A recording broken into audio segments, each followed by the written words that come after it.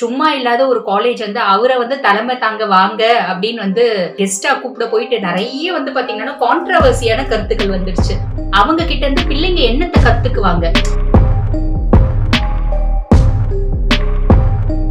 ஒரு ரோல் மாடலா இருக்கணும். அந்த மாதிரி பர்சனாலிட்டிஸ் தான் நீங்க கூப்பிடணும். அதை விட்டுட்டு இந்த மாதிரி பர்சன் எல்லாம் கூப்பிட்டு நீங்க வந்து அசிங்கப்படுத்துறீங்களே.